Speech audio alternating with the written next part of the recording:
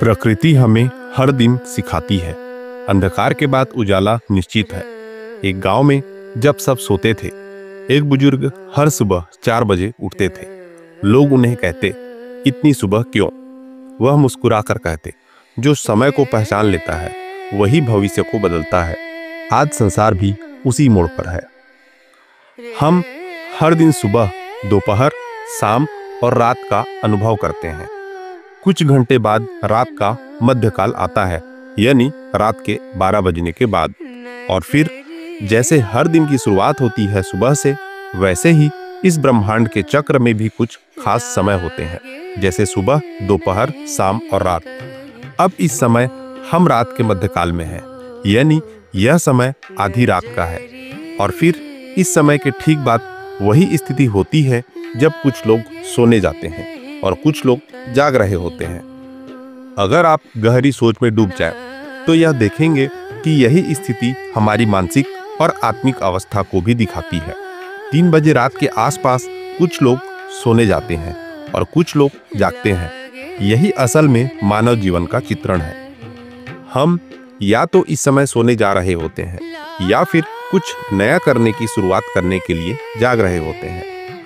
हम सबको यह निर्णय लेना है कि हमें उस समय कौन सी दिशा में जाना है, सोने के लिए या जागने के लिए। सोना मतलब अज्ञानता की नींद में रहना। जब हम यह सोचते हैं कि उसने मेरे साथ ऐसा क्यों किया, उसकी वजह से मुझे दुख और गुस्सा क्यों आया, तो हम इस समय अज्ञानता के गहरे नींद में होते हैं। यह अहंकार का समय होता है। लेकिन जागने का क्या मतलब है? जागने का मतलब है आत्म साक्षात्कार और अपनी सोच को बदलना। हमें यह स्वीकार करना है कि हमारे विचार और व्यवहार हमारे हाथ में होते हैं। हम एक सत्ययोगी आत्मा हैं। हमें कभी यह नहीं कहना चाहिए कि हम कलयुग में जी रहे हैं, क्योंकि अगर हम अपनी मानसिकता बदलते हैं तो हम सतयुग की ओर बढ़ सकते हैं। सोचिए, अगर हम किसी घर में एक व्यक्ति सुबह जल्दी उठता है तो वह पूरे घर को प्रभावित करता है। घर में एक व्यक्ति जो जागता है, वह अपने काम करने की आदत से बाकी सभी को प्रभावित करता है।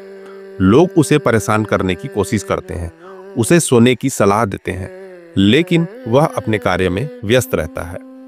यह एक छोटा सा उदाहरण है जो हमें यह समझने में मदद करता है कि अगर हम खुद जागृत रहते हैं तो हम दूसरों को भी जागृत कर सकते हैं।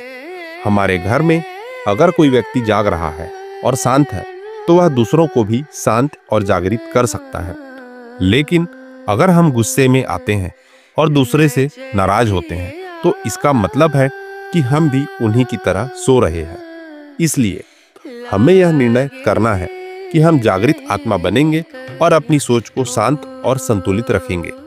अगर हम सचमुच सतयुग के आत्मा बनना चाहते हैं, तो हमें रोजाना अपनी आत्मा की बैटरी को चार्ज करने का समय निकालना होगा। एक चार्ज की हुई बैटरी से हमारी मानसिक स्थिति बेहतर होगी और हम किसी भी कार्य को जल्दी और बेहतर तरीके से कर सकेंगे। हमारा शरीर, मन और आत्मा भी ऊर्जा से भरपूर रहते हैं जब हम सही दिशा में ध्यान और साधना करते हैं। अगर किसी दिन आप थक गए हो, तो भी उस दिन आधे घंटे का ध्यान आपके पूरे दिन को बदल सकता है। यही हमारा चार्जिंग टाइम होता है। अगर हम रोजाना अपनी आत्मा की बैटरी को चार्ज करने के लिए 1 घंटा निकालें, तो पूरे दिन में हम खुद को सकारात्मक और ऊर्जावान महसूस करेंगे। अब सवाल यह उठता है कि हमें इस चार्जिंग टाइम को कैसे उपयोग करना है। सबसे पहले हमें यह समझना है कि सुबह की शुरुआत कैसी करनी चाहिए। यदि आप अपनी सुबह की शुरुआत समाचार पत्रों को पढ़ने से करते हैं, तो आपका दिन पूरी तरह से नकारात्मक हो सकता है। समाचार पत्रों में सबसे पहले क्या आता है? अपराध, हिंसा, दुर्घटनाएं और दूसरे लोगों के बारे में नकारात्मक खबरें। हमें यह समझना होगा कि जब हम सुबह सुबह ऐसे नकारात्मक विचारों को अपनी मानसिकता में भरते हैं, तो ये विचार हमारे पूरे दिन की सोच को प्रभावित करते हैं। इसलिए हमें सुबह की शुरुआत हमेशा सकारात्मक और ध्यानपूर्ण तरीके से करनी चाहिए। सबसे अच्छा तरीका यह है कि हम 1 घंटे के लिए ध्यान और योग करें, जिससे हमारी आत्मा शुद्ध हो और हमें भीतर से शांति मिले। यह शांति हमारी सोच को साफ करती है और हमें अपने कार्यों में संतुलन और धैर्य बनाए रखने में मदद करती है। समझिए, जब हम सुबह का समय एक अच्छे विचार या ध्यान में बिताते हैं, तो हम अपने मन को सही दिशा में सेट करते हैं। इसके विपरीत यदि हम नकारात्मक चीजें पढ़ते हैं तो हम उस नकारात्मकता का शिकार हो जाते हैं। यही कारण है कि हमें यह सोचना होगा कि हम किस प्रकार की जानकारी को ग्रहण करते हैं। आजकल हमारे पास फोन, टीवी और सोशल मीडिया जैसी चीजें हैं जो हमें लगातार सूचना प्रदान करती हैं। लेकिन क्या यह सूचना सकारात्मक होती है? नहीं, यह अधिकतर नकारात्मक होती है। जब हम लगातार ऐसी सूचनाओं को सुनते हैं, पढ़ते हैं और देखते हैं तो वे हमारे मन पर गहरा प्रभाव डालती हैं। यह सूचना धीरे धीरे हमारे संस्कारों और कार्यों को प्रभावित करती है। इसलिए हमें इस सूचना के आहार को भी ध्यान से चुनना होगा। जैसे हम अपने शरीर के आहार को संतुलित रखते हैं, वैसे ही हमें अपने मन के आहार को भी संतुलित रखना होगा। हमें अपनी सोच को तामसिक या नकारात्मक विचारों से बचाना होगा। हमें उन विचारों को चुनना होगा जो हमें आत्मिक रूप से उन्नति की दिशा में ले जाए। आध्यात्मिक ज्ञान और ध्यान के साथ हम आत्मा की शक्ति को महसूस कर सकते हैं। यह शक्ति हमें किसी भी मुश्किल या समस्या का सामना करने में मदद करती है। जब हम आत्मा के ज्ञान से भर जाते हैं तो हमारी सोच शुद्ध होती है और हम दूसरों के प्रति भी प्यार और सहानुभूति महसूस करते हैं। यही सतयुग की शुरुआत होती है। अगर हमें दूसरों की गलतियों और दोषों को लेकर बातें करनी होती है तो हमें एक कदम पीछे हटकर सोचना होगा। हम किसी की कमजोरी को सार्वजनिक रूप से नहीं बढ़ावा देंगे। इसके बजाय हमें उसे प्यार और सहानुभूति से समझाना होगा। अगर कोई हमारे पास किसी दूसरे की गलतियों की बात करे तो हमें इसे प्रेम पूर्वक और विनम्रता से रोकना होगा। एक और महत्वपूर्ण बात है, हमें अपने विचारों और कार्यों में पवित्रता बनाए रखनी होगी।